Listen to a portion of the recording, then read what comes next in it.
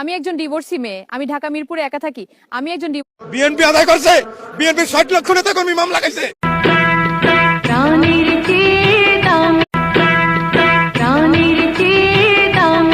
আমরা সেই দল যে উড়ে এসে ভাই, আজকে আপনাদের সাথে একটা কথা শেয়ার করি। কি